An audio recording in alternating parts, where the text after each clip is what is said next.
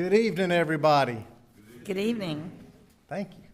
Welcome to our regular scheduled February 5th, 2024 Board of Commissioners meeting is now called to order. First on our agenda tonight will be our invocation and our Pledge of Allegiance.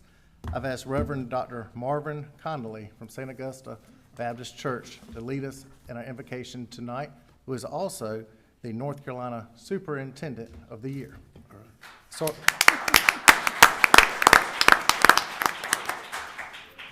I've asked Sergeant Earl Williams with our police department, which was recently ranked the number one, Fuquay-Varina was recently ranked the number one safest small town in North Carolina, and asked Sergeant Earl Williams to lead us in our Pledge of Allegiance tonight. All please stand.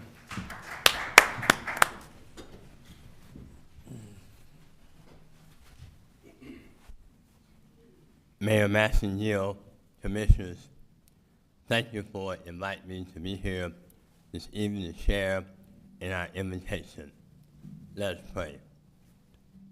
Heavenly Father, we come to you this evening asking for your guidance, wisdom, and support for our town leaders and our mayor here in Fuquay-Varina, North Carolina, as they begin their meeting on tonight.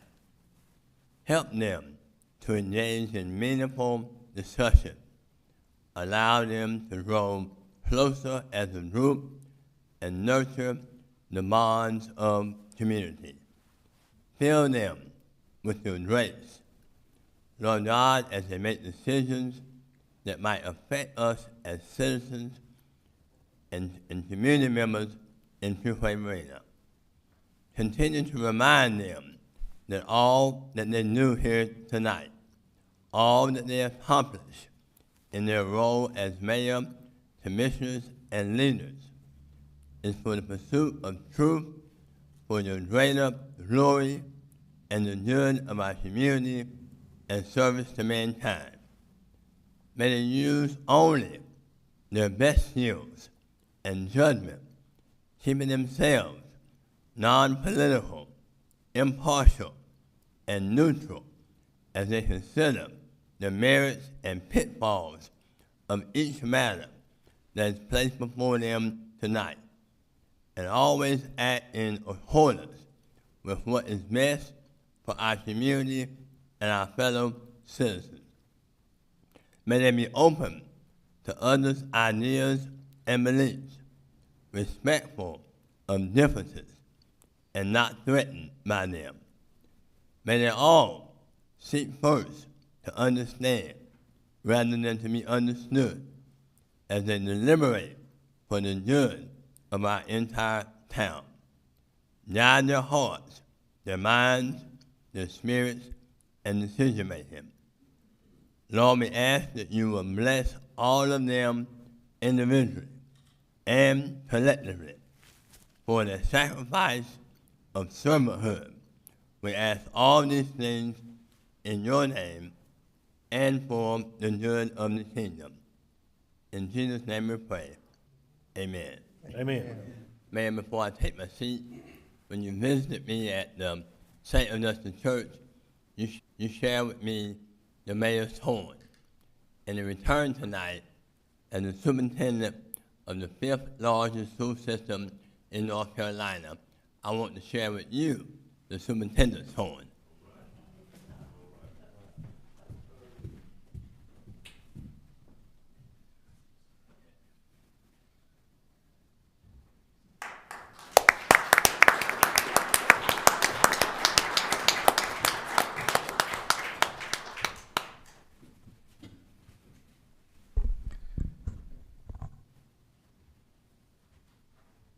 Sergeant.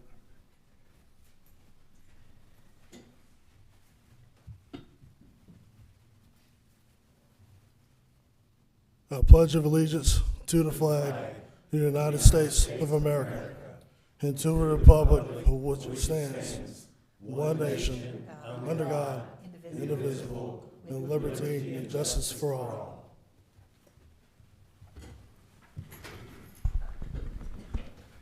When I got to attend St. Augusta and see Reverend Dr. Mark Reverend Dr. Marvin Connolly. I had to ask the Reverend earlier, do you say Reverend first or Doctor first? And he said, either one you want to. I said, no, I want to be correct. So it's Reverend Doctor. And so thank you very much for this coin. I got to present you with a coin that day and also recognize you in an official mayoral letter for being North Carolina Superintendent of the Year. That's pretty neat, living right here in Fuquay-Varina and being here for quite some time and being recognized now as the North Carolina Superintendent of the Year. And so I encourage anybody in here, if you haven't visited St. Augusta Baptist Church before, go visit. You'll have a great time and a great service. So thank you, sir, and thank you for being here. Appreciate this very much.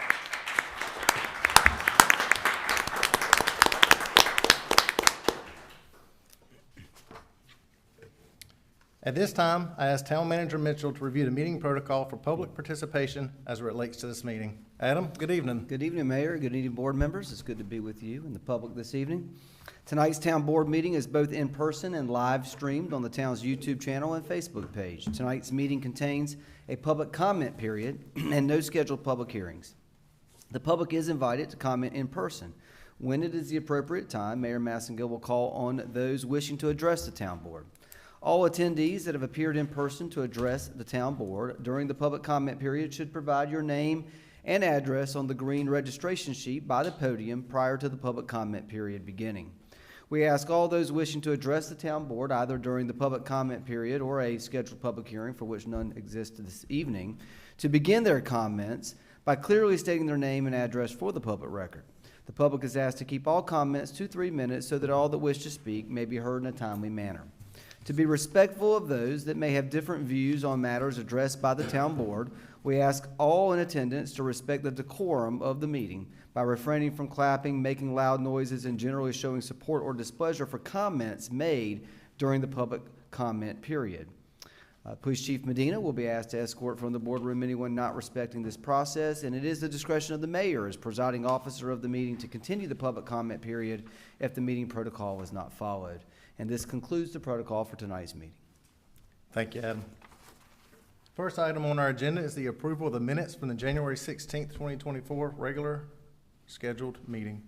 Any changes or additions to the minutes? If not, we'll entertain a motion. Mr. Mayor, motion that we approve the minutes as recommended. Second. We have a motion second. All in favor say aye. Aye. Any opposed? Motion carries. We have 3 presentations tonight. Our first presentation is the Black History Month proclamation. I have a proclamation here that I would like to read, and then we will be recognizing, having a presentation with our Black History Stakeholders Group in regards to landmarks and what this team has been working on throughout our community. Whereas each year, the month of February is dedicated to the observance of Black history. And whereas the roots of Black History Month trace back to the year 1915, when Dr. Carter G. Woodson founded the organization known today as the Association for the Study of African American Life and History. And whereas the significance of Black History Month lies in the celebration of the numerous achievements and contributions made by African Americans to our economic, cultural, spiritual, and political development. And whereas the town of Fuquay-Varina is committed to fostering an inclusive community where all citizens, past, present, and future, are respected and acknowledged for the contributions and potential contributions to our community. And whereas the town of Fuquay-Varina is proud to have partnered with the Black History Stakeholder Group to bring the Fuquay-Varina Black History Landmark Project to the community. This ambitious initiative explores the local voices, places, history, and culture of Fuquay-Varina's Black landmarks, making this rich history easily accessible to all citizens through a digital platform. And whereas the town of Fuquay-Varina is proud to honor the history and contributions of African Americans in our community throughout our state and nation. Now therefore, I, Blake Massengill, Mayor of the town of Fuquay-Varina, do hereby proclaim February 2024 as Black History Month and encourage all citizens to celebrate our diverse heritage and culture and continue our efforts to create a world that is more just, peaceful, and prosperous for all.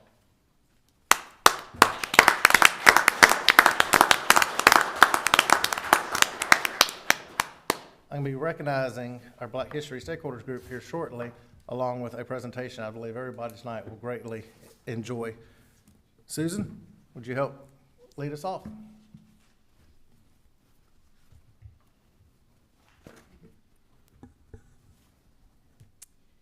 Good evening, Mayor and Commissioners. Can you hear me? I'm going to be moving around, so. Can you bring up the notes? Okay, great. So, as you all know, February is Black History Month, and we are excited to bring you this project, which is the Black History Stakeholders Group has partnered with the town of Fuquay-Varina. This group, which is one of the funnest groups I've ever worked with, and is an incredibly hardworking and very hands-on group of folks, began meeting last fall. And I believe that the mayor is going to talk a little bit more about each one of them, or collectively as a group.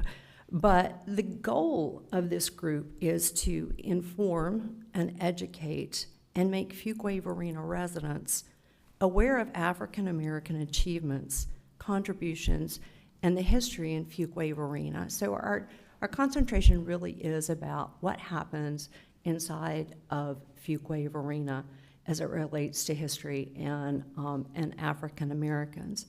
And so we really wanted to build on the success of our first year. And last year, we kind of hit things really out of the park with our first project, which was Fuquay-Varina Firsts. We don't really go for awards. We don't do things to get awards. But that project was 6 video, short mini documentaries, if you will, about the firsts in Fuquay-Varina. We thought it was very fitting because it was our first project. But it was many documentaries about the first African Americans to kind of break through the barriers. So the first fireman, the first elected official, the first police officer. That won the highest national award at the City and County Communicators National Awards. It was the first out of 875 applications. So it's just to let you know that it really met some high marks, and it really it spoke to a lot of people. Let's put it that way. So this year we really wanted to do something special again, and I think that we've really hit the mark with it. We decided to create a story map. And we defined what the map would look like. What are the landmarks that our stakeholders thought were important to highlight? What are the landmarks that had a story behind them, that had a history? And so we gathered the facts, we defined what the landmarks are. There's about 25 landmarks that we put stories behind. We gathered photographs. We gathered input from the community. It's these stakeholders. We asked the museum to help us with some photographs and with some of the historical facts. We've also gotten our churches involved, the Black churches involved, to give us their historical input. They say every place has a story. Well, every place does have a story. And the beautiful thing about this is that we put all of the stories in one place. So it's easy to access. And so we now have a place called fbblackhistory.org, and I'm going to show it to you. So, and we're going to hope my eyes work.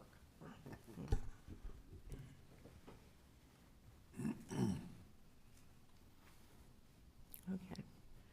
So this lives on our website, but we've given it a nice little short URL. So it's fbblackhistory.org. And when you type that in, you're going to come to this page. And it says, exploring the local voices, places, history, and culture of Fuquay-Varina's Black landmarks. And as you go through, you're going to see this young man right here. Gabe Riley, and he's going to invite you in.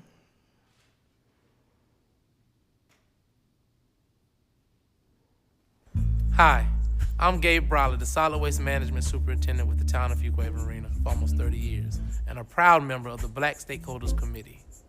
This year, for Black History Month, the Stakeholders Group and the town of Fuquay-Varina have partnered together to do an exciting venture to explore many different Black history landmarks within the town of Fuquay-Varina. Visit fvblackhistory.org to learn more about the Black History landmarks. You'll find a very easy-to-use interactive map with videos, photos, and stories that tells the rich history of our Black community. We are so excited to share these many great stories with you.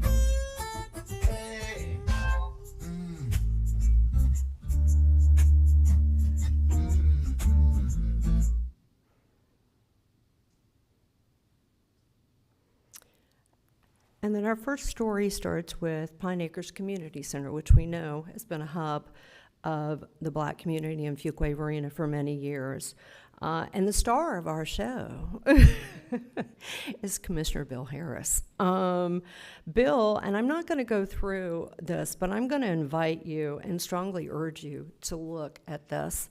Bill Harris gives the most incredible account of how Pine Acres became to be. And I learned an incredible amount. He is the best storyteller on the earth, so you really need to take a look at this. But not only does Bill give us, the videos here are for personal accounts, okay? There are people's personal interactions with the landmarks that have been chosen. But we also give people the opportunity to just see the landmarks in pictures and to read about the landmarks. They can see the landmarks and where they are in relationship to other things.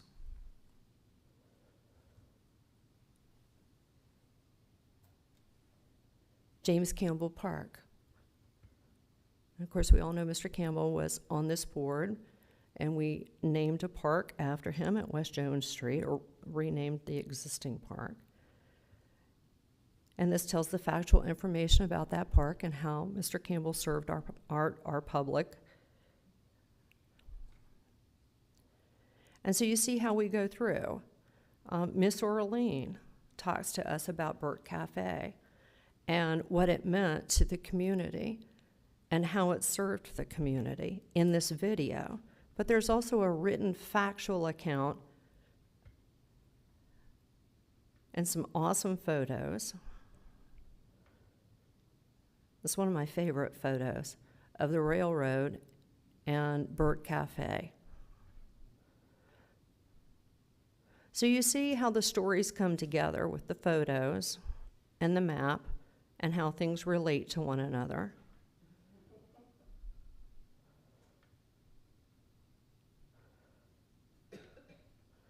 And we've also taken, if we can get down to it, Reverend Rush. We talk about Burton Street.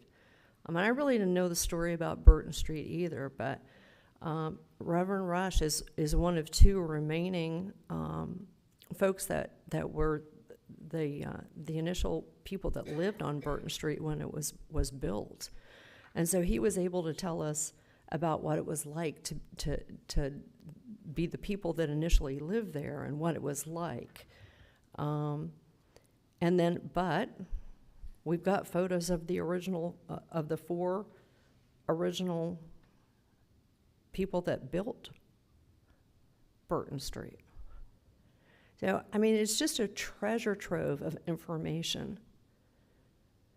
We've also linked back to some of our videos from last year because these landmarks were important to do last year, and they still exist as landmarks today. So we've gone back and we've linked back our videos from last year. Fuquay Consolidated School, extremely important in our community. And our video last year talked about that. So we linked back to that. But we also found incredible photos of cheerleading and in classes and what this community did in terms, in 2022, of putting up historic landmarks, of the signs. So you see how it all goes together.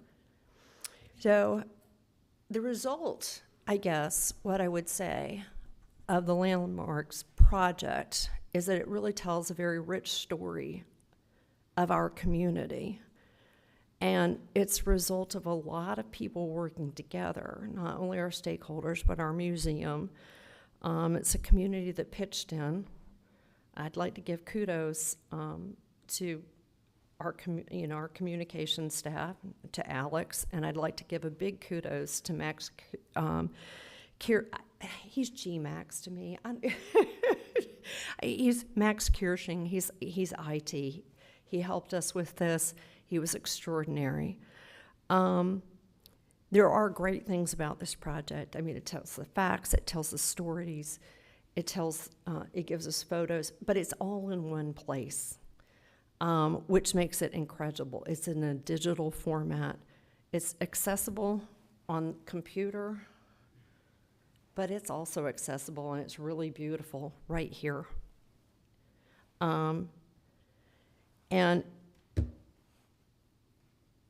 as a digital format, it makes it accessible to consumers of today.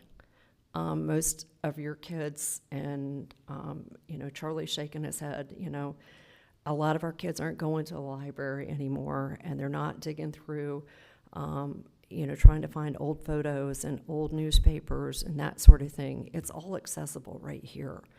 But I think the other thing about this is, while it celebrates Black History Month, and I'm glad that we're doing that, it's incredibly timeless. It's here. It's going to be here on our website year-round, all the time. And I think the project is expandable. We've got something on here at the bottom of this page that says, if you know more about these landmarks, or if you think that there are things that we need to do to add, then please let us know. We've given people a way to get in touch with us. So the project is I think it's incredible. I think the stakeholders been incredible, and I am hopeful that our community thinks that it's a big value add. So I encourage everybody to go to fvblackhistory.org. We'll be pushing it out through social media. It will live on our website, and we'll be there for a very long time for people to learn from. So that's pretty much what I have to say.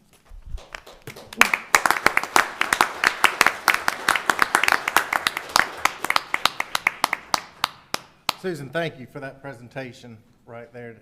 A lot of time from a variety of people went into this project here. And so I want to recognize everybody that's been involved with this project.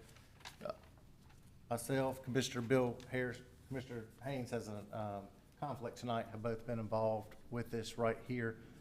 Thank you for your time, Commissioner Harris.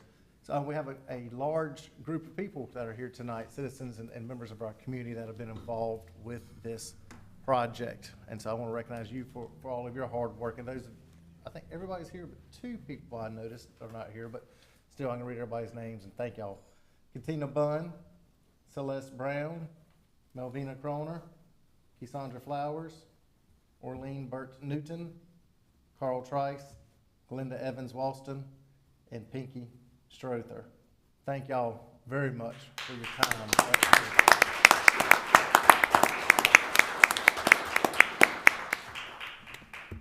We have some others that have dual roles of being being citizens in our community and also being Town of Fuquay-Varina employees. And so Alex Bauman, Gabe Briley, Maureen Daly, Mark Matthews, Tony Smith, and Earl Williams. Thank y'all very much for your time right here. Great job. I do want...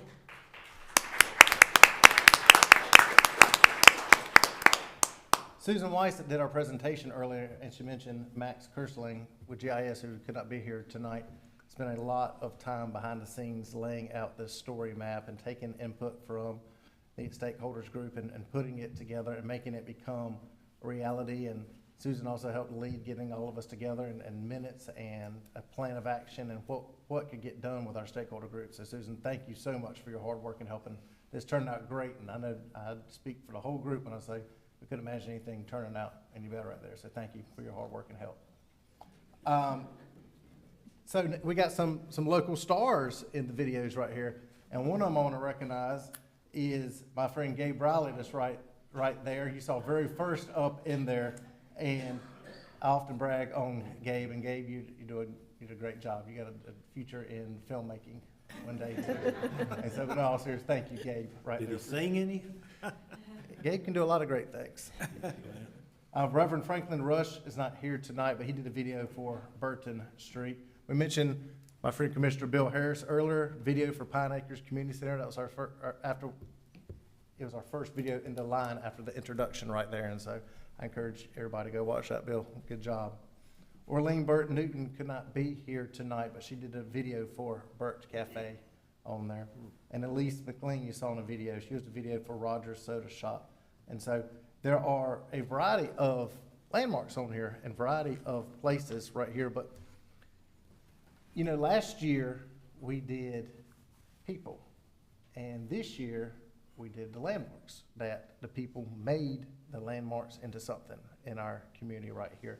And so I believe it is a great work of art right here that's going to provide information to our community right here. Our Black history is important in our community. And so when we first started this, I said we did not want to do something that was once and done and couldn't continue, but also could not be found again. And as Susan mentioned, the digital age today, we know so many people don't visit libraries or places like that, but instead this is a place that not just but last year's stuff, but this year's can be found on a website. And it's not only up during the month of February, it's up year-round, the entire time. So you can always go there and find information. Susan, do you know if this is something that we can push out to our school system, for the schools, especially the ones in Fuquay-Varina, to possibly show in our classrooms and know information? I know when I was a kid, I loved learning about American history and North Carolina history, but growing up in Fuquay-Varina, be able to learn specifically about Fuquay-Varina, I think our kids would really enjoy that. I will tell you that the Fuquay-Varina High School, there was a class that was so inspired by what we put out last year that they had a class project around the consolidated school. Right. And they shared that with us. They did a research paper on all the available content that was available. It was kind of a research project, and I mean, I can share it out, but so yes, we're getting it out, and we can make that a point to get the Landmarks project out as well. But I was very flattered that the high school actually they reached out and they did a project, and then they shared it back with us. That's good. That's Yeah. great right there. But I do think the schools would enjoy having that information. So I'm glad that they are being aware of it. You know, we started meeting as a group back in August, September area. So this is not something that comes up at the last minute. A lot of time and effort goes into that right there. But it's not done yet. Tonight's not the one and done evening on it either. There is a Black History. The Black History stakeholders are hosting a celebration on Saturday, February 17th. That's from 11 a.m. to 2 p.m. at Pine Acres Community Center. That's one of the locations that was seen on the website right here at 402 McLean Street. And some of these activities, for those of you in the room and those online listening at home, some of the activities of the celebration will include trolley tours to some of the landmarks. Tickets are now on sale right now for a nominal fee and can be purchased at the Fuquay-Varina Black Historian and Landmark Tour Black History Month Celebration Facebook event page right there. So please go there and get your ticket. We'd love to see you there and have you learn more about history in Fuquay-Varina. Music, storytelling, games. You're not gonna go away hungry. There's gonna be a food truck there, so make sure you go. And this in-person event is gonna be a lot of education and inspiring information here in Fuquay-Varina. Thank you all again. Would y'all mind standing up, please? I should have asked you to stand earlier. I'm sorry when I read your names I didn't. But please stand up so we can give you a round of applause.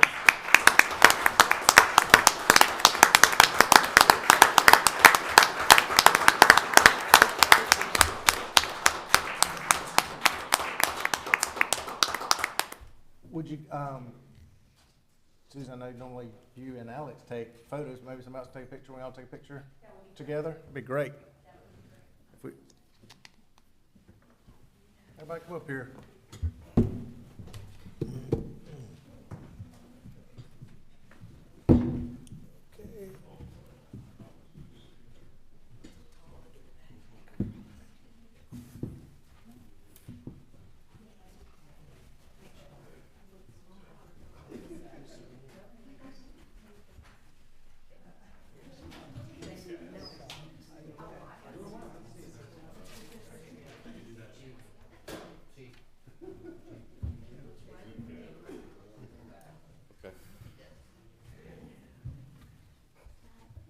Scoot a little bit closer if you don't mind. All right, on three. 1, 2, 3. Couple more. Okay. Thank you.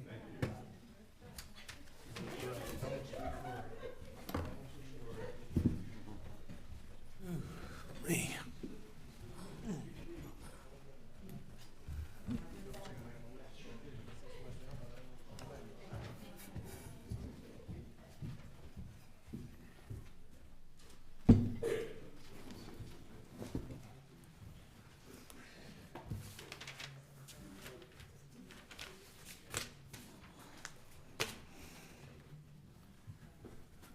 Thank you.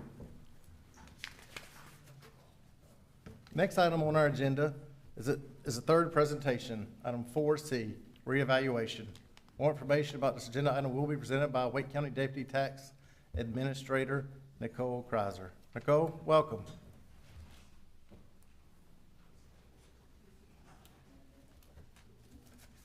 Good evening. I was going to say, that's a rich, outstanding project, and it's a very hard act to follow for me to have to come up and talk about revaluation afterwards. So, let me get ready.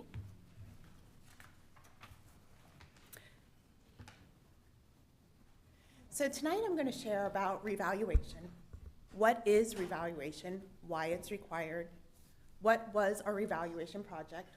The results, information that's available for property owners, and next steps.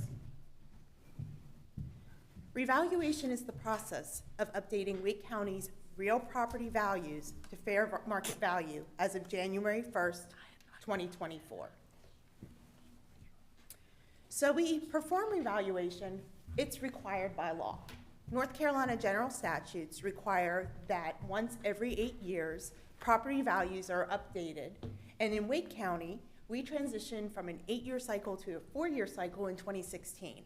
Part of that transition was to keep up with rapidly increasing and changing market dynamics, and so we wanted to shorten that cycle. And so the 2024 revaluation is the second revaluation on that 4-year cycle. Revaluation is about tax equity and fairness. It ensures that the property values of individual specific real property is the most updated information, and so that everyone is paying their fair and equitable tax because it's based off of their most updated values. So what does revaluation include? It's real property. It's your house, it's your land, it's your commercial building, it's the land and the structures. It includes your apartments, condos, industrial buildings. Fair market value, what is that? That is the most probable price a property would bring in at sale in an open and competitive market. It's not the house that you sold from your uncle to your nephew and it was a $500 sale. That's not a qualified sale. We're looking at open, competitive market for our sales that are indicators of market value. And again, the effective date is January 1st. The last one was done and effective 4 years ago. This one's effective January 1, 2024. For Fuquay-Varina, revaluation impacts about 88% of Fuquay-Varina's property tax base. So what's the remainder? Revaluation excludes your personal property. So if you own a business, you have to pay personal property tax on your machinery, your equipment. Those are appraised annually. Same thing with vehicles, registered motor vehicles. Everyone, you may remember getting your invitation to renewal from the DMV, and that includes a property tax component of that. When you pay your tag, you also pay your tax for your car. That's happened, and those values are set every year. And then public utility property, that's done every year. Those values are established by the North Carolina Department of Revenue. And so we bill according to what NCDOR says those values are, and that happens every year. So for Fuquay-Varina, you're looking at 12% of the tax base that is not impacted by revaluation. So it's important that we understand that revaluation is based off of mass appraisal. It's not fee appraisers like when you're refinancing your house and you need to have an appraiser that comes inside and they measure all your square footage. It's mass appraisal. So we're looking at a process of standardizing values and approach using statistical modeling, some field reviews, outside. We're not going into your individual home and getting specific property characteristics. We're looking at what's on our property record cards. We get that information from building permits. So when the town issues a building permit for someone's new home to be constructed, we find out what that square footage is. We measure and list and add that to the tax rolls. If someone gets a building permit for a renovation or an addition, we'll find that out. But again, it's looking at broad standards, broad statistics. We have software, we have our computer-assisted mass appraisal system that helps us do the assessed values for the property. And again, there's three approaches to value. Revaluation's looking at all of them. They're looking at the sales approach, the cost approach, and the income approach. And basically that approach to value is really going to be dependent on what type of property. You wouldn't use an income approach for a residential home. Likewise, you're not going to do a sales approach on something that is a commercial type of property. So we use all three approaches to value when we are doing a revaluation. I wanted to walk through the steps because one of the things we found that it was important in this project is this time around is to demystify what revaluation is and what revaluation is not. So there's 4 steps for the revaluation process. The first is what we call neighborhooding. So the county has 425,000 plus parcels. So your parcel is your property that you own. Those are divided, we divide them into 5,100 neighborhoods. And neighborhoods are based off a similar market, economic, and geographic conditions. So what we're doing is we're taking all of the different property types and we're putting them into what we call neighborhoods that are similar. So we're not comparing apples to oranges, we're looking at apples to apples. We then look at the property sales of home and land, and we analyze those to establish updated land values. What's the influence of building grades? What is happening in that market to come up with those base rates? And we look at the influence of various property characteristics. When you look at a sale, what's the influence of having a sun porch versus a full finished basement versus different things that properties could have, and how does that influence the value? So once we establish these rates, we then canvass neighborhoods. So we go and we do a field and office review, and that's basically going out, looking at information online in our database, going out in the field, and then trying to see, okay, well, the numbers that we have in our software, does that make sense? We call it almost a common sense test as we're looking at neighborhoods, the values that we preliminarily determined. How are we? Are we right? Are we not? Do changes need to be made? So we do all of that, and then the last phase, which is we're at now, is we send out these notices of assessments, and we have a peer review. So those are the 4 phases, and basically the next revaluation will repeat all of these steps. So we did a lot of review activity this revaluation. In fact, we did 3 times as many field reviews as we did for the 2020 revaluation. We looked at about 248,000, give or take, parcels in the office, and we did 177,455 field reviews. We targeted homes that were built before 2000. So we wanted to, properties change, information, so we targeted our field reviews for those age of properties. We also looked at what we called a legacy project. What we wanted to understand was market impact. You could have a changing neighborhood, and you could have a home that's flipped. You could have just neighborhoods that we call, they're mixed types of neighborhoods. They have new home construction and older homes. What we wanted to look at for those older homes, maybe it's a homeowner that's lived in there for 30 and 40 years. They have not changed, they've just been living in their home. They've raised their family, they've had their home. Versus a home in the same neighborhood that could have flipped, could have had multiple buyers, they've remodeled, they did an addition. So we took special care and emphasis to look at these homes that have been owned by the same owner, no record of a building permit, to make sure that market activity for new homes did not necessarily negatively impact them. So we wanted to go in and specifically target that in this review.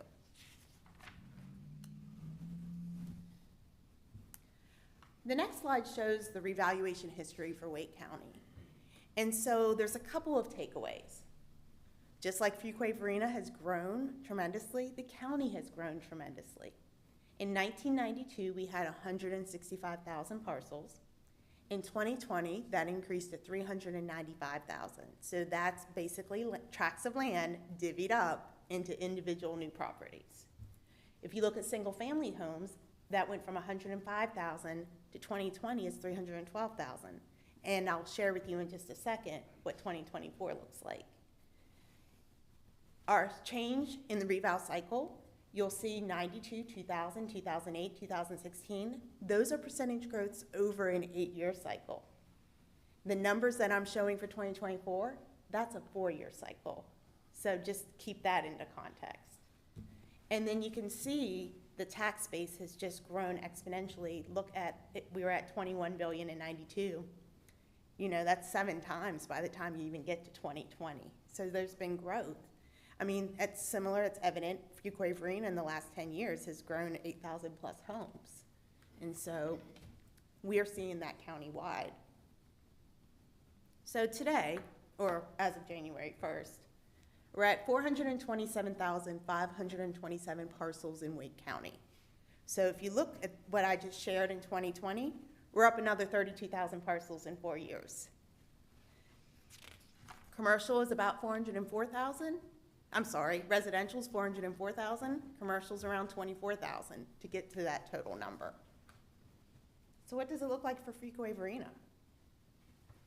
As of January 1st, 24, there's 18,400 residential parcels, 985 commercial, for about 19,385 total parcels. That contributes to the Wake County's overall 427,000 number. Here's the results. Countywide, on average, residential property increased in value by 53%. Commercial property increased 45%.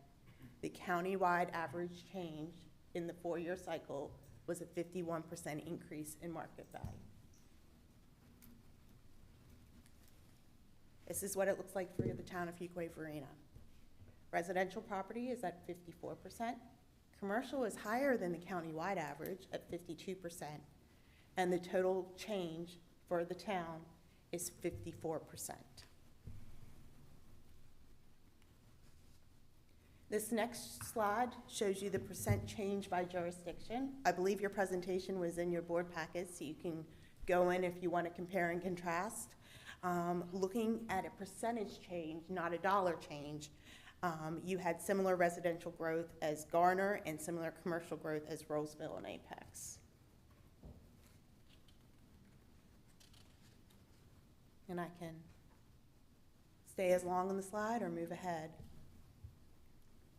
Thought you would like to see where the change in value occurred. So this is what we are doing, a heat map. And you can see that the very lightest color still was 30% and less. Then you can see the darker the green, the higher percentage change. So your very, very, very darkest green is greater than 85%, And then you're gonna see a lot of areas of the town that are in between 65 and 85%, and then 50 and 65%. So that is how the different changes are throughout the town. What does it look like for a single-family home? This is the median value. Before revaluation, it was $293,119. The median single-family home value now is $441,250.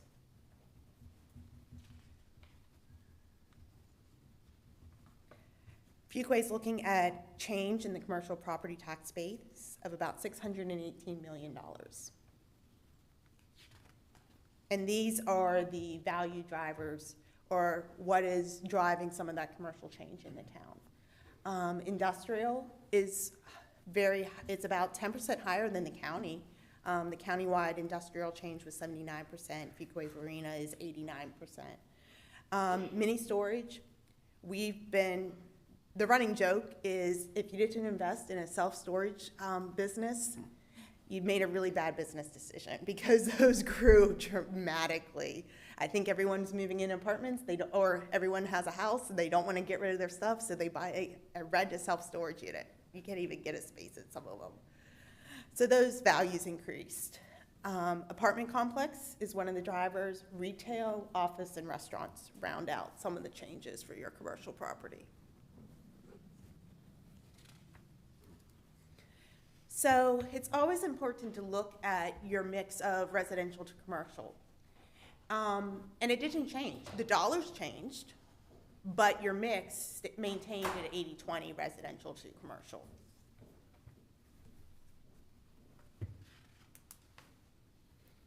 And this slide shows what are the total tax bases for each of the municipalities. So you can see what your 24 estimated base, 25 estimated base, what your average annual growth is. This kind of gives you an indication of the different changes for the total tax base. Again, this includes real and personal. It's your total property tax base.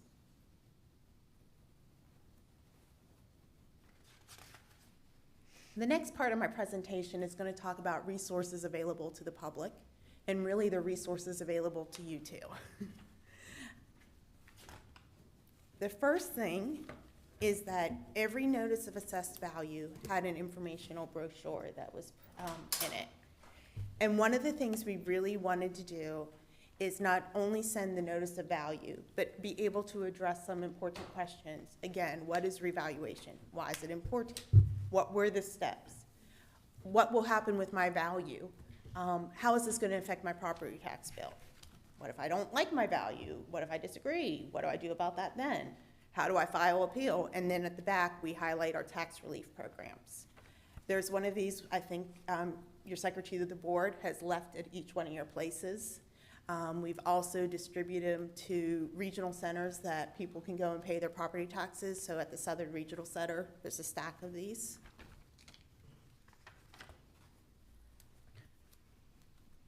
We've also made a really concrete effort to put a lot of information on our updated revaluation webpage. So if you go to wake.gov revaluation, you're going to see frequently asked questions. There's going to be a whole page dedicated to appeals. There's revaluation statistics. You can click on that. That's a Power BI through Microsoft. That's a dashboard. So you can go in and click, oh, I want to look in the town and I want to see, well, what was the commercial changes? Well, how does that compare to maybe somewhere else? You can go in and look at all of the information that were presented on these slides today. The public can see, well, what was the residential growth in Fuquay? What was the commercial growth? What were the components? That's available. We have links to our tax portal, which I'll talk more about in a second, as well as some other information.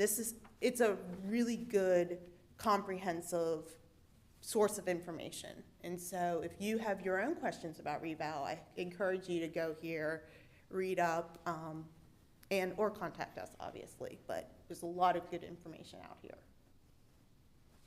We do have a new tool this year, and it's called a residential comparable sales search. This feels a lot like Redfin or Zillow. You put your address in, and it pulls up the residential sales that happened between 2021 and 2023. Now, market value or your assessed value, it's not going to be one for one what happened with these sales, but these are good indications of what was happening in the market that informed your assessed value. So if you're a property owner and you're wanting to know, wow, that seems really high, how did they get that number? This allows you to see the sales that happened in your neighborhood. It's contained to your neighborhood, but you can drill in and see, okay, well, these were the sales, and this is the square footage, and these are the property characteristics, and it gives you tools and information to see what the market was doing. On this example, you're gonna see the red on the map, that's my house. And then 3 houses were sold within that 2-year time frame. And so those are the market sales that help, or indicators of value.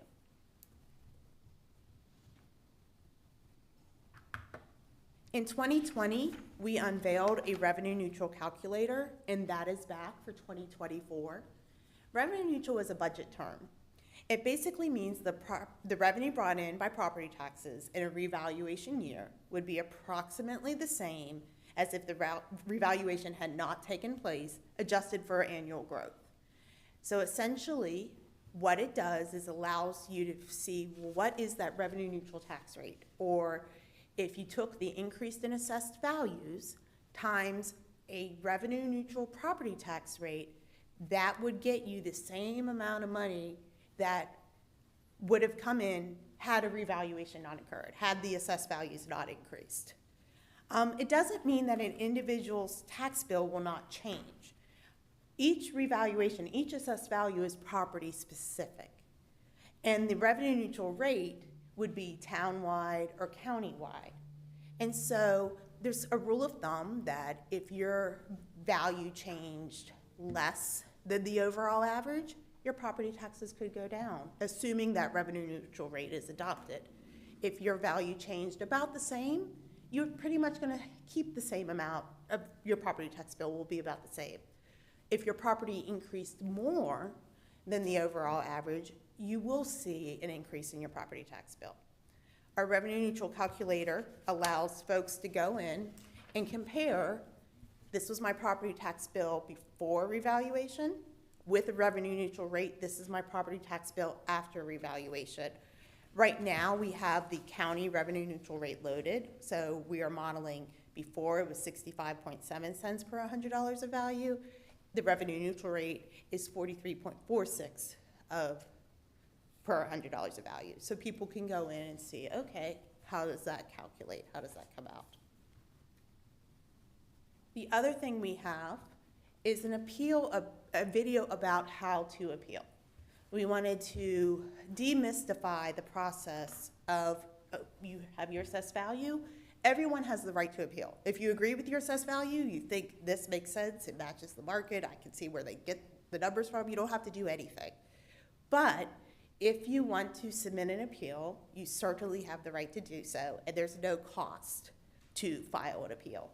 The video walks through the 2 different types of appeals, informal review versus a formal appeal, and it talks to you about how do you want to do it if you submit online versus if you want to mail it in, and it walks through the process. The last thing I wanted to highlight, well, almost the last thing of my presentation, is to remind all of you about the property tax programs that are available to those living in Wake County.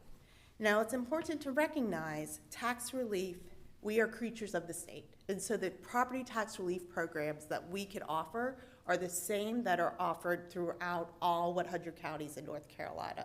There are 3 programs.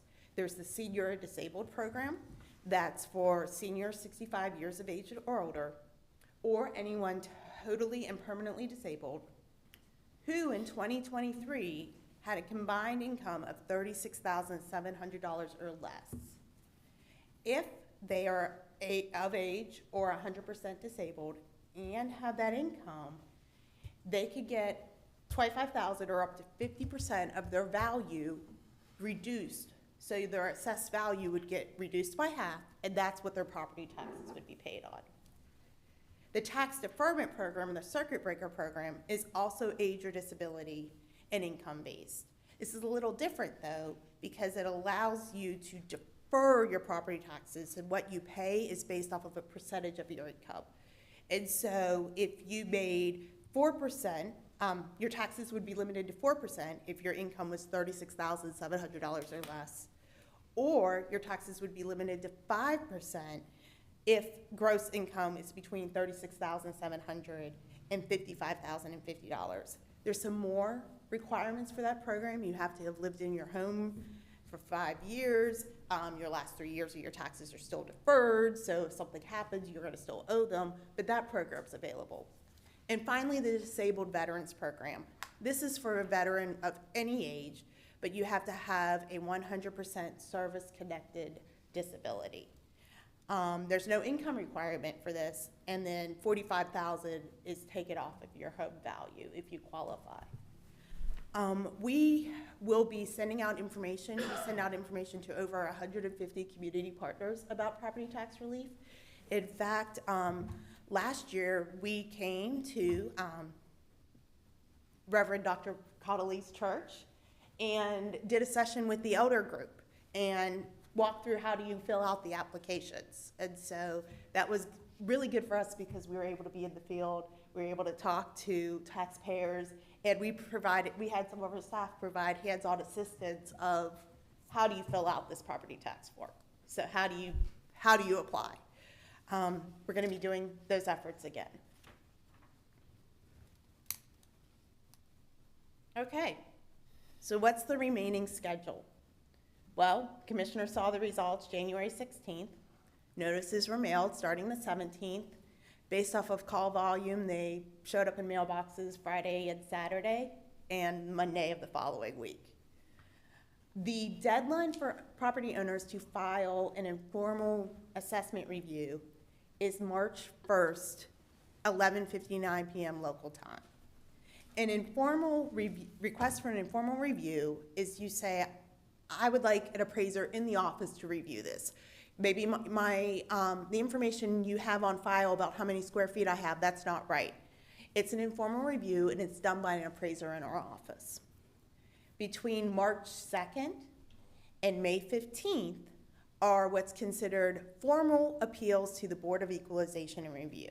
The Board of Equalization and Review is appointed by the Board of County Commissioners. It's made up of knowledge in values, real estate, commercial markets, etc. And they will make a decision on your appeal and whether a change in your value is warranted.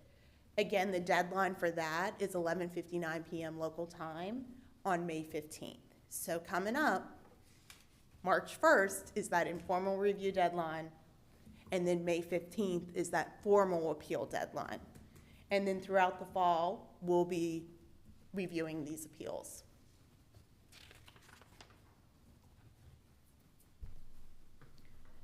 (919-857-3800) is the number to call if anyone has a question about their notice of assessed value. That phone number is answered directly by an appraiser in our office who will be able to talk to you about anything on your property record card, walk you through that notice of assessed value, walk you through how do you appeal, any types of information you need. They are there and they're fully staffed. Give us a call. That's why we're here. We're here to answer questions. We also have a dedicated email address, revaluation@wake.gov. Again, send the email. That email box is staffed by appraisers who are answering those emails. And then, of course, if someone wants to come and talk face-to-face, they can come downtown to the Justice Center. We are asking folks don't go to the regional center to talk about assessed values because those staff aren't going to be prepared and able to answer the questions. Give us a call, send us an email, or come downtown and talk to us. The last thing I have for you, speaking of that number, are some business cards. These business cards are handy. My boss, Marcus Kinraid, cites that old American Express commercial, "Don't leave home without it." Keep a couple in your pocket. So if you get a citizen that is like, I don't know about my assessed value, and they have a lot of questions, That number is right here for the reval, the email address and the phone number, and encourage them to call us. Say I was here and I told you all to call us. So we have those for you. So that's what I have to present. I'm happy to answer any questions.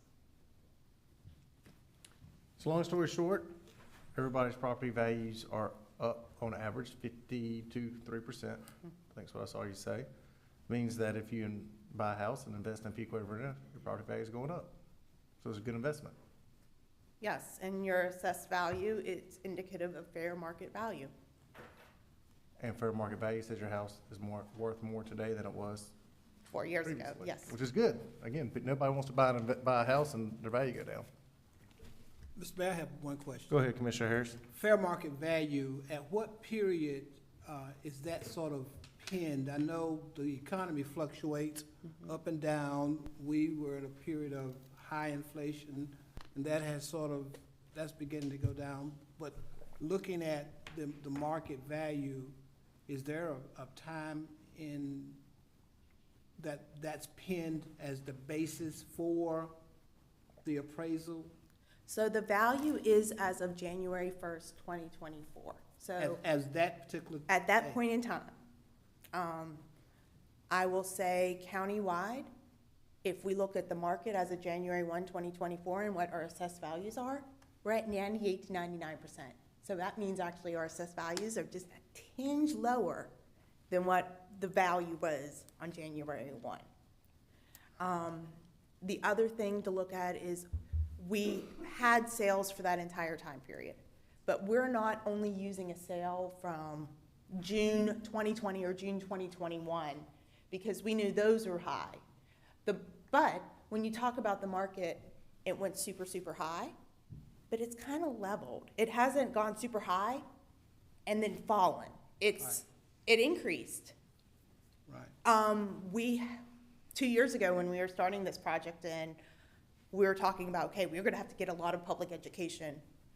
We were worried, we were seeing things like, if this continues, we're gonna be in the 75% range because of just how that growth curve would have continued. Instead, it increased, and then it's still increasing, but it's kind of flat. It's not decreasing. Okay, thank you. Any other questions from board members? Okay, thank you for your information. I think the public will continue to be calling you about the appeal process, and you got a good presentation and good information right there for the public. We are here. We want to answer all questions. Give us a call. Okay, thank you, ma'am.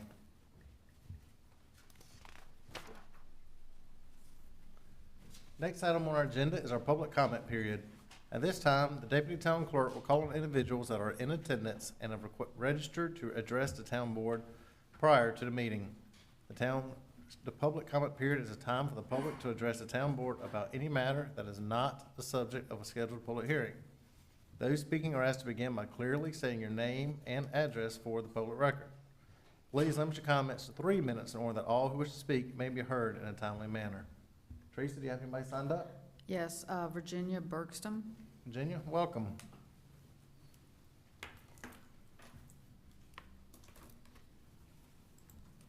Hi, everybody. It's good to see y'all. Hello.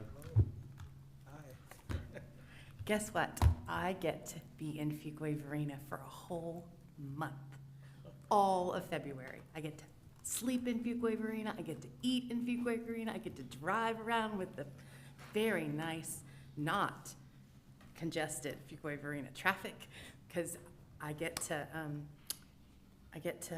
be here for a while, which is so exciting. Usually I only get to be with you guys for like 4 or 5 days at a time, then I have to scurry back to Charleston and do my mom thing, and so my gracious family has allowed me to fly the coop for a whole month and get some work done up here, which I'm super excited about. The reason why I'm spending the whole month here is I wanted you all to be the first to know that as of this afternoon, the Secretary of State of North Carolina has officially decided that I can form the Terrible Creek Society. It's a society that will be a nonprofit organization here in Fuquay-Varina, Lord willing and the creek don't rise, for us to make strategic moves to conserve our habitats along Terrible Creek, to preserve the history along that corridor, of which there is a great deal, and that includes agricultural dynamics. I just was at the Agricultural Development Forum earlier this week at the fairgrounds with Mr. Truxler. It was fascinating. I learned a ton. And I think what's happening in North Carolina from that meeting is that historic preservation and agricultural preservation are becoming one and the same in a lot of ways. They've even gone so far as to change the signs from the another Wake County agricultural district to agricultural preservation area. So it's an interesting shift in the language as we're thinking about where we're going as a state, and especially with that industry being such an important part of our economic drive. I had no idea actually how much we do here as a state. I learned, as I said, a ton.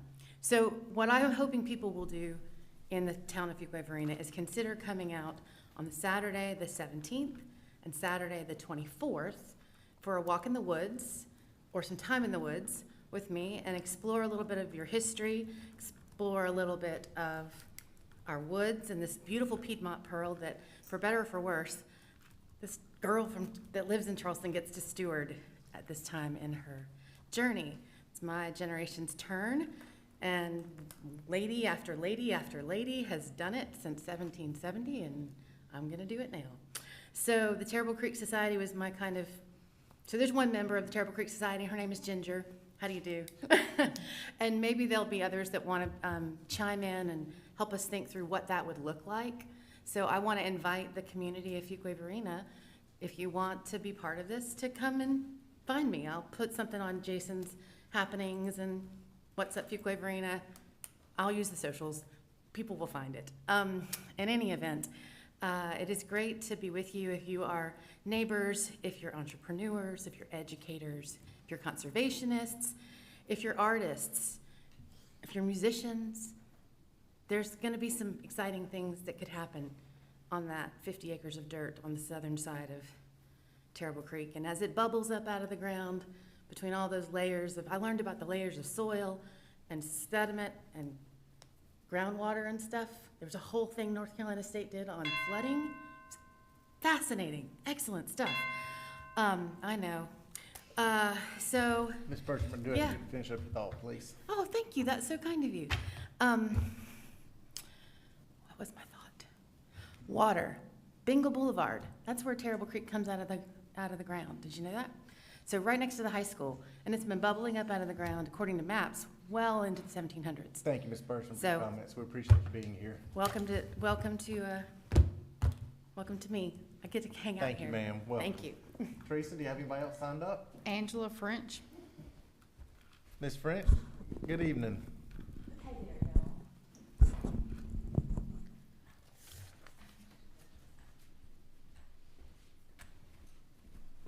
I believe the protocol is to tell my name, which is Angela French, and my address, which is 808 Minerva Dale Drive, here in Fuquay. And you were handed a handout, were you not? Take that in your hand just for a second. This is the January edition of National Geographic magazine. And I was able to scan it so that you see the monarch butterfly on the cover. And this has been something that has been on my heart and mind now for a couple of years. I've talked with some of you about it. I've talked with Parks and Rec about it. And it was suggested to me by one of you that I come and beg you to consider creating a pollinator garden here in Fuquay. I know it's on the record for one out at Hilltop Needmore, but that won't happen now for a few years, I've also been told. Now turn on the back,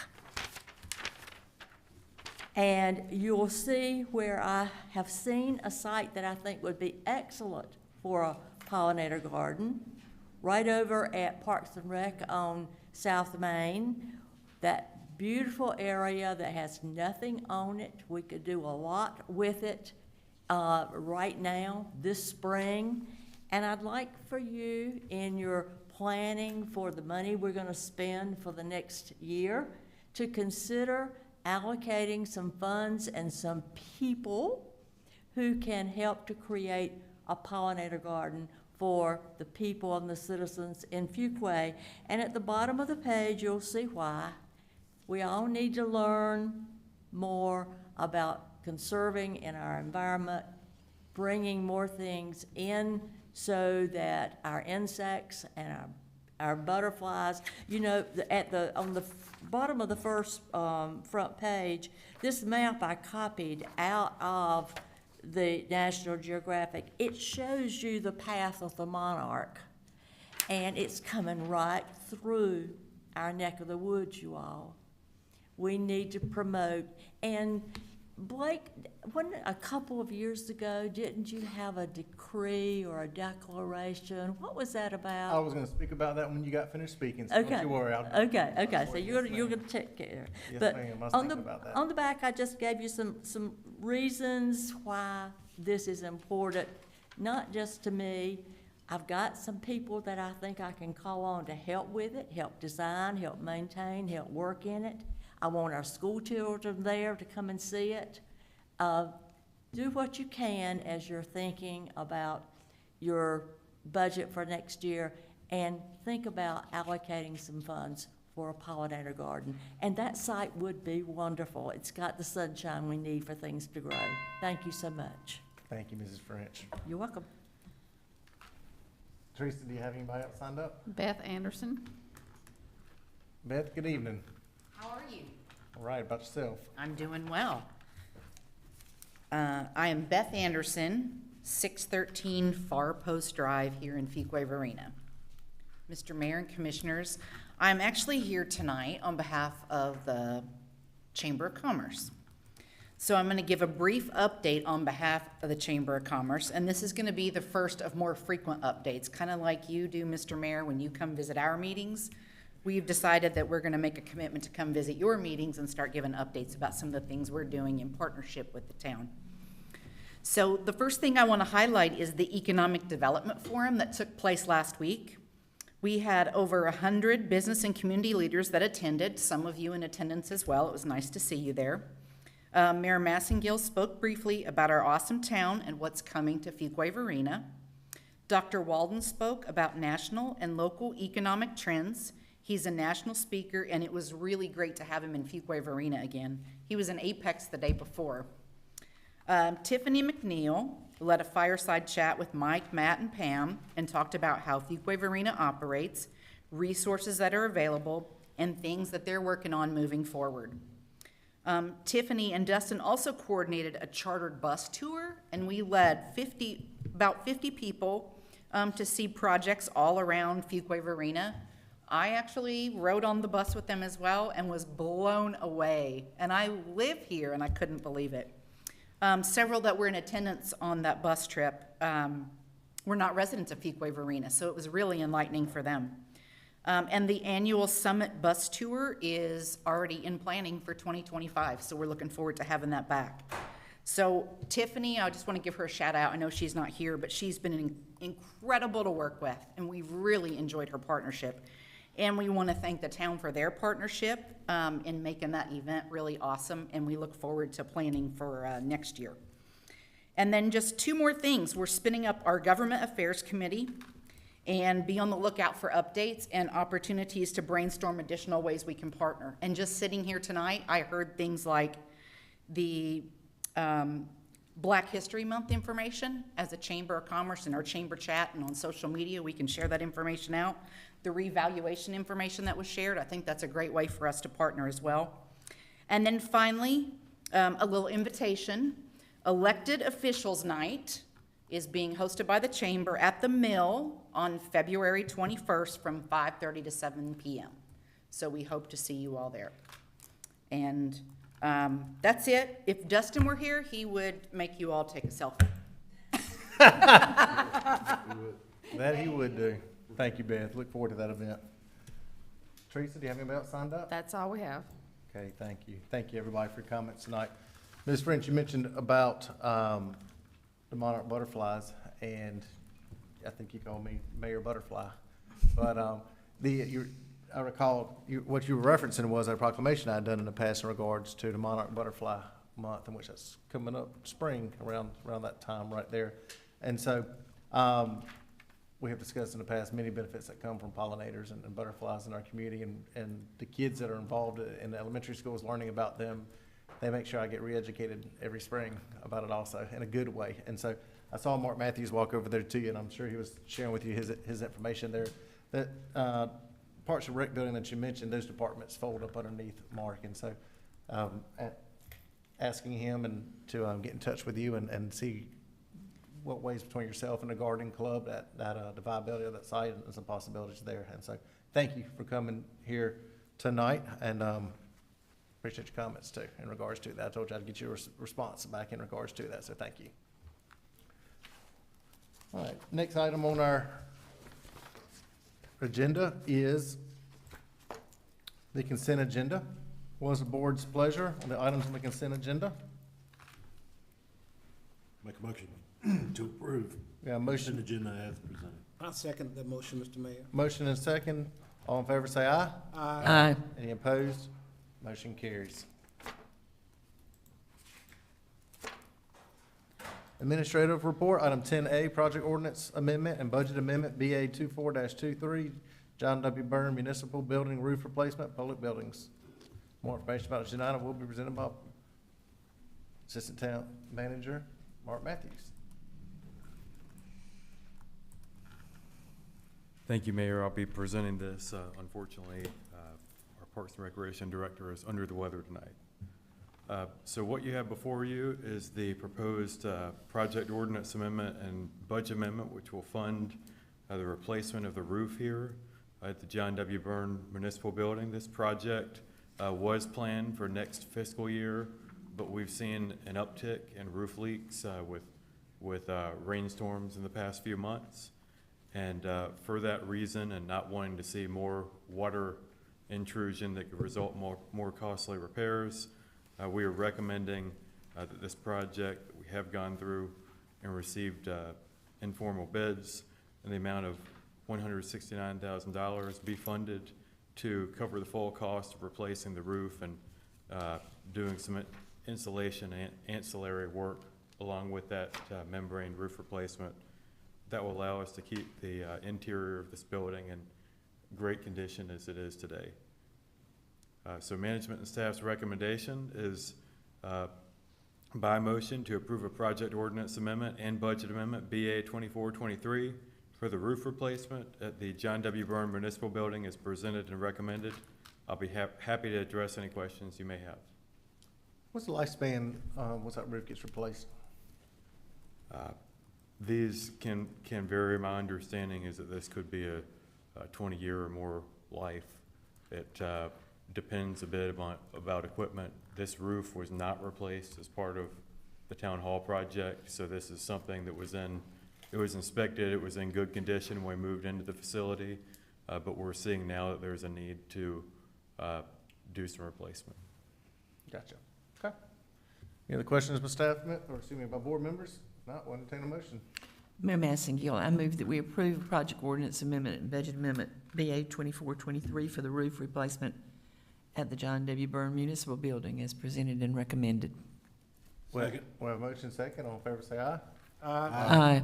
Any opposed? Motion carries. Item 10B is contract award, Owens Roofing Incorporated, John W. Byrne Municipal Building, roof replacement. More information be provided by Senior Deputy Manager Mark Matthews.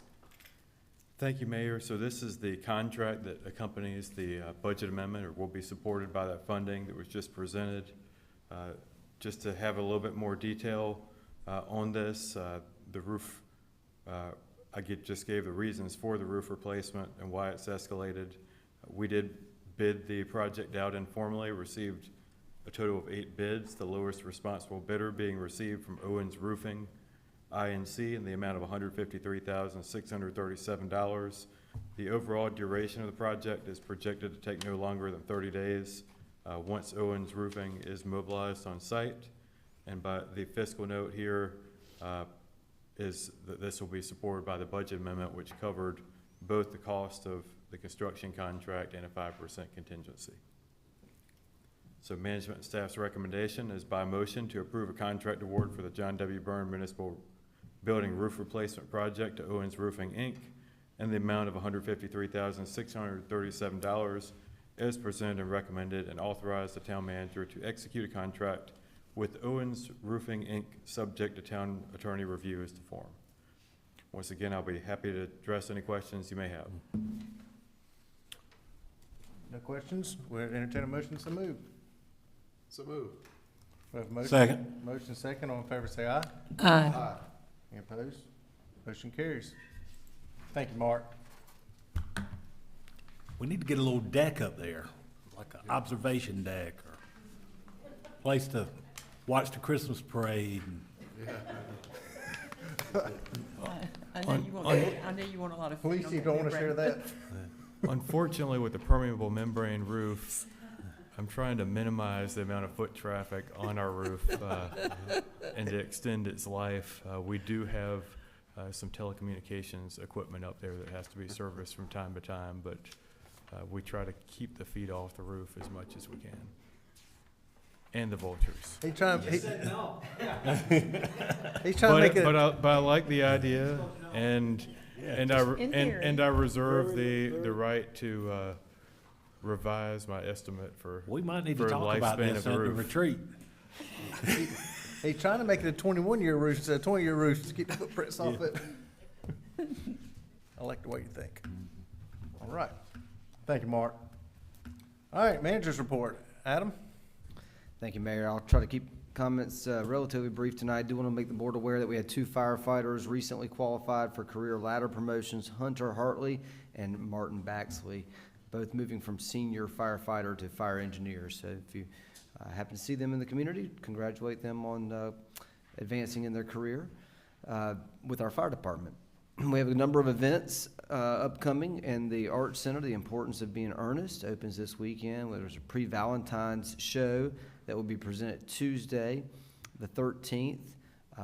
Jane Monheit presents Some Enchanted Evening with the Christian Timbre Trio. And then I do want to just notate that the spring art class registrations are showing strong growth.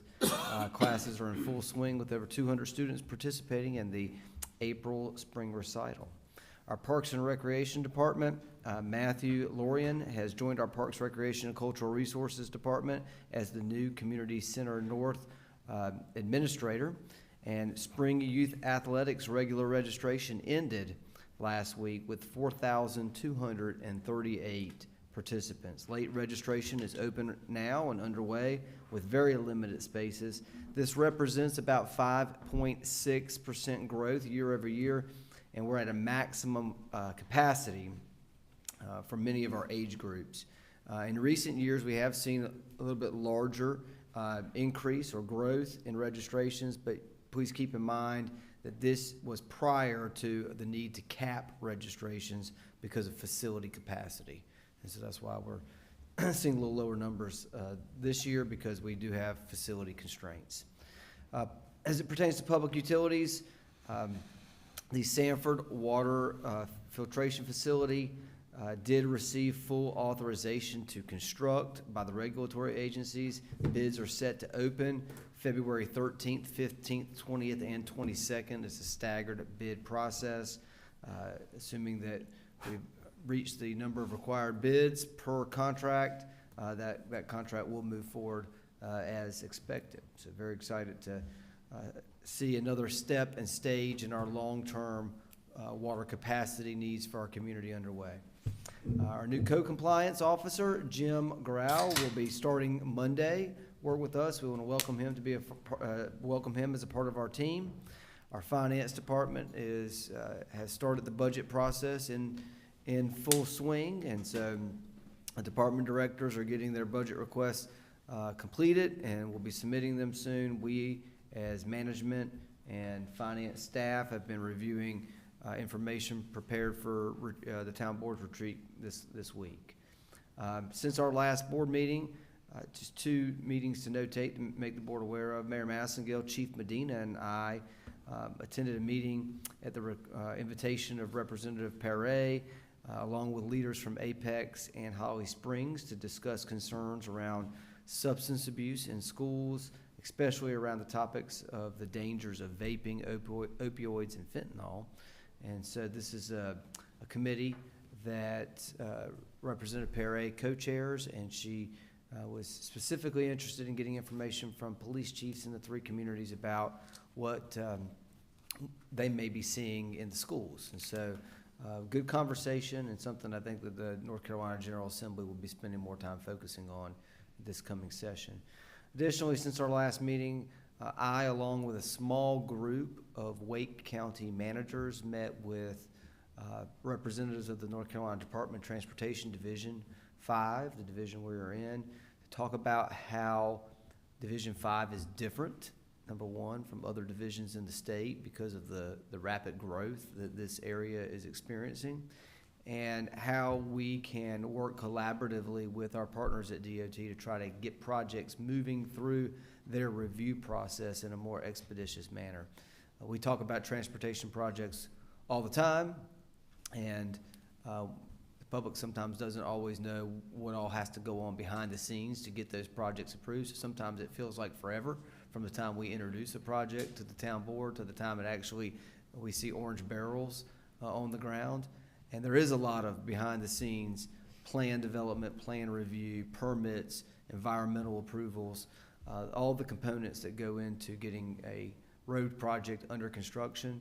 Our goal is to try to work with our partners at DOT to advance that even sooner if possible. And we appreciate the Division 5 leadership coming to the table to meet with us and have conversation about it. It's not unique to Fuquay-Varina, otherwise other Wake County managers wouldn't be sitting in the room having the conversation as well. All Wake County communities that are experiencing rapid growth like we are also experiencing transportation challenges. As managers, we're trying to sit at the table with the decision makers at the DOT division level to try to figure out if there's opportunities to move those projects through the review cycle faster. So hopefully we're making some good headway there. This week is retreat. Looking forward to seeing you all there. And we've got a very elaborate agenda to discuss with you while we're there. So I think it'll be a good opportunity for you as a board to continue to set some vision and direction, prioritization for the town in the coming years. Happy to answer any questions the board might have. And your agenda materials was a project status report, February of 2024. Also, just notifying the board that there is a blood drive hosted by our police department. We'll be at Walmart, and that will take place on February 10th from 1:30 to 5:30 p.m. at Walmart. In addition, there'll be a coffee with a cop at the Right Meow Cat Cafe. This will be on February 14th, Valentine's Day, from 9 to 10:30 a.m. And then Mayor Massengale will deliver the State of the Town address on March 4th at 6:30 p.m. in advance of the town board meeting that evening. With that, Mr. Mayor, I don't have any additional information to provide. Happy to answer any questions. Chief, is it a coincidence that you planned your next coffee with a cop on Valentine's Day so that somebody could get a cat for the Valentine to bring home? We will not be bringing one home, but I'll be welcoming anybody else that would like to do that. Got a little girl at my house that not quite old enough to take care of that cat yet. But anyway, she does want to go there. You'll have a good turnout, I think. Good place. I like also how you've rotated to all types of different businesses. You've had them at senior homes, at the Bojangles in town, at financial stores, at a cat store now, all kinds of places. And so you give them a good chance for people to interact with the department. Thank you. Charlie, you need a cat. Commissioner Harris, any comments? Just a couple of comments, Mr. Mayor. First of all, I'd like to thank Susan and Mr. Mayor. You're initiating the effort to sort of raise awareness about the history of African Americans here in Fuquay-Varina. I think that's so important for us as a town, as a community, that we learn more about various aspects of the community. And certainly this coming about during Black History Month, I mean, I think the history of African Americans is so embedded in American history that we are really beginning to travel down a road that I think will benefit everybody who participates. It certainly was enjoyable for me. I had to sort of go back and remember some of the events and some of the people in my life that have impacted me and the community at large during the time that I was growing up here in Fuquay-Varina. So I certainly appreciate the staff and your effort for that initiative. I think it's going to be something that will endure time, and I think that as the people here in this community, young people as well as older people who will take time to look at that history will have a better understanding, and therefore we can have a better understanding and appreciation of each other. So thank you very much, Mr. Mayor. Thank you, Commissioner Harris, for your participation. And like you said, it absolutely turned out great. And it was a good team effort right there. Yes. I agree with you. Thank you. Commissioner Adcock, any comments?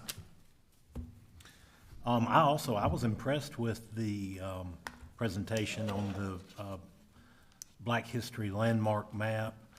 And, you know, one of the things we hear over and over is people, when they come to Fuquay-Varina or when they live here, what they talk about they like is the small town feel.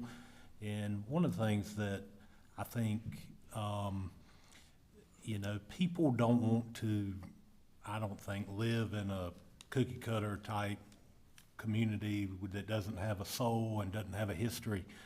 And even though a lot of us are longtime Fuquay-Varinians, we have a personal attachment to that history, but the new people appreciate it because it gives them buy-in to the community. It makes them, I think, you know, I think it just makes them appreciate Fuquay-Varina even more. So I really thought it was a great thing, and I like the online access because sometimes these things are, you know, they're kind of almost hidden away and kept to a select group. Having it online opens it up to the full community, and I think that's a great thing, and I appreciate the town doing it. I agree. Thank you, Commissioner Adcock. Commissioner Watch, any comments? Yes, thank you. So, on that line of history, it's hard to believe, but Fuquay-Varina High School, being on Bengal Boulevard, is turning 50 in 2025. And so the principal had contacted me to come and be part of a kind of a formative group of people that are coming together to work on what that would look like. And it's a year-long type of thing. And some of the input I said to the principal was on our board, we have just a rich history of, I mean, I'm the only one that really didn't grow up around Fuquay-Varina High School or go to the high school, but I said, because some of the ideas were guest speakers, and I mentioned Commissioner Harris, you know, and former band members. I mentioned Commissioner Haynes. You know, that we bring, the goal is to bring together the history of the school from even beyond the 50 years to the present. And the school never had a public type of engagement thing where the public would come in to the school to see the school. And so they're kind of looking at it as an opportunity to bring the public to the school. So this is in the very early stages where the principal's trying to kind of come up with what will this look like, and bringing guest speakers to the students, collecting artifacts to display in the school. It was very exciting, and I was just honored just to, you know, be a part of that. And I think he's looking for it to be a community effort for a very exciting time in the high school's history. The bus tour I got to attend, that was phenomenal. And there was a comment that says, well, you can find that information out online. You absolutely can. But there was nothing like being able to see where these locations are and hearing, Tiffany did a fantastic job, our mayor, the Chamber of Commerce, on just giving us information about each site. So that really was a great bus tour. Unfortunately, I didn't get to see the summit before that, but I really enjoyed the bus tour. And wanted, again, to encourage the public to come out. We have a fundraiser basketball game on Wednesday night at 7 p.m. It's at Herbert Akins Road Middle School, and all funds go to support their PTA. The school will be taking on the Harlem Wizards, I think is what they're Harlem Wizards, and kind of like the Globetrotters, and Chief Medina and myself and Mayor Massengate will also get to participate. So it's a lot of fun, but they still would like to sell a lot more tickets. They got a lot more tickets left to sell. So anybody you know who might be interested, it'll be a fun time over at the school. And finally, I just wanted to recognize the Willow Spring High School that brought back their first state championship since we had our last meeting with cheerleading. Their cheerleaders are state champions, so that was very exciting, and that is all I have. Thank you. Thank you, Commissioner Wunsch. Mayor Pro Tem Gardner. Yes, I enjoyed Coffee with a Cop. I got by at near the end of the one at Windsor Point, and I thought there was a good turnout and engagement from the residents. I think they really appreciate being part of that and getting to talk with our police officers. I too attended the Economic Summit. I wasn't able to go on the bus tour, but I really did enjoy the summit, and it was like a big cheerleading thing. It was great because the mayor did a really great job, just one thing after another, talking about all the accolades we've received and just why we are just the best place to live and work. So it was a very good event, and I think power-packed. And the Eagles tribute band on Saturday night was so much fun at the Arts Center. It was sold out, and it was a really great energy in the building, and I'm so grateful we have this facility and some of the opportunities that it brings for our people in our community.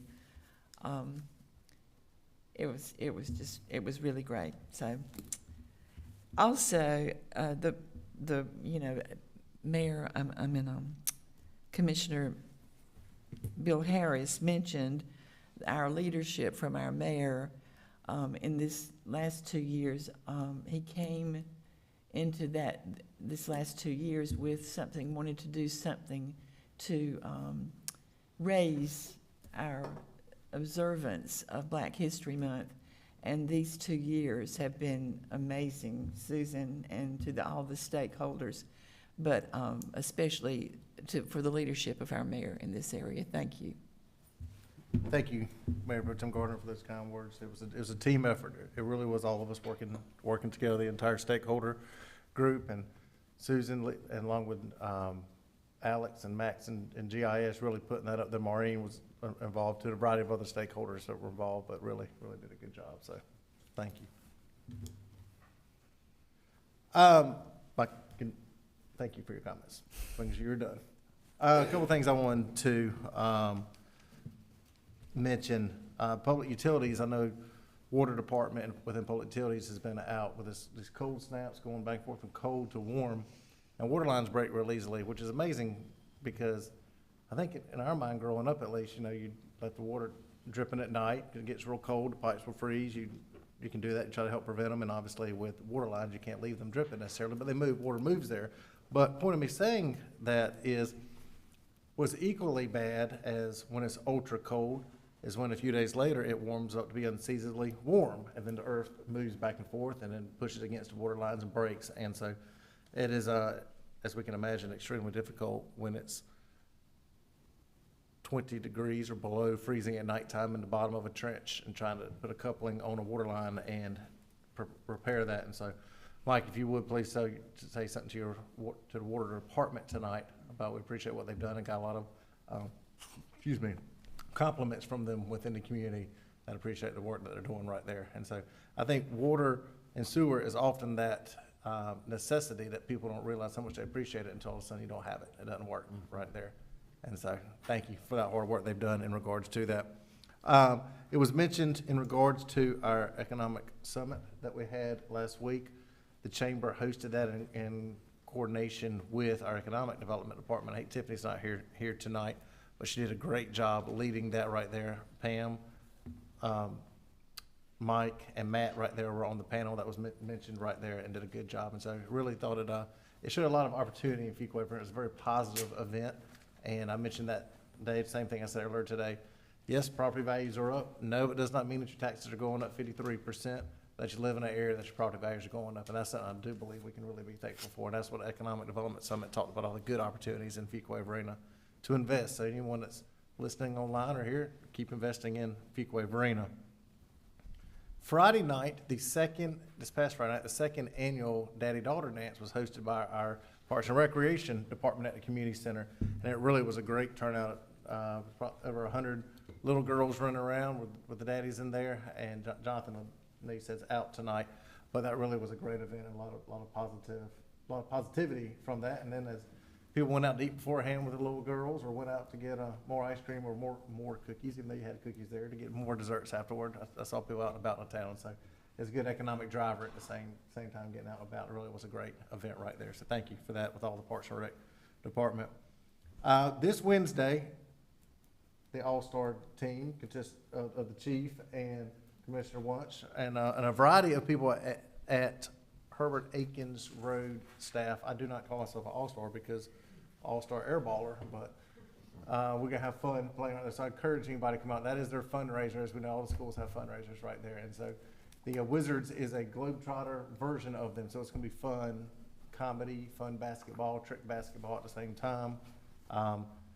Little teaser for it the other day when Jason and I got our uniforms. We got to do some little trick playing around in the hallway and such. So it's going to be a lot of fun. So I encourage anybody who hasn't bought your tickets to buy tickets for it. It is going to be a great fundraiser right there.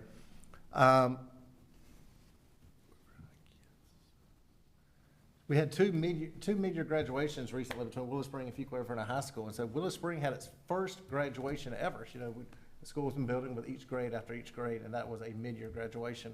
And no, it wasn't the kids that should have graduated last year and got delayed. It's the kids that got all their schoolwork done ahead of time and graduated earlier than a full year right there. And so that was pretty neat and impressive there. And same with Fuquay-Varina High School, both those right there. And so they'll have their big graduation in June, but this is the early graduation right there.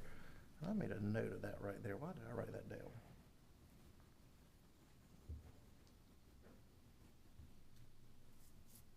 Can't read my chicken scratcher while I wrote that next note down. Oh, I know what it was. Also, talking about events going on there at schools. Tomorrow night, Fuquay-Varina High School had a fundraiser recently this past Saturday for all of the kids interested in cheerleading in our community. So if you can imagine, this past Saturday from 9 to 12, about 150 girls between the ages of 6 and 9 years old run around there learn how to be cheerleaders from the high school cheerleaders. It really was a cute experience. Anyway, my little girl did it and enjoyed that. And this tomorrow night at halftime of Fuquay-Varina High School is when all the kids will be performing. So if you're going to the game, or look for that, and you can see some exciting future cheerleaders learning how to do that at the same time for that game. So support our local athletics. That's my comments here tonight. Manager, I believe we do not have a closed session. Is that correct? No closed session recommended. Okay, thank you for everybody's time tonight. We'll entertain a motion for adjournment. So moved. Second. Motion second. All in favor, say aye. Aye. Any opposed? Motion carries. All right. Thank you.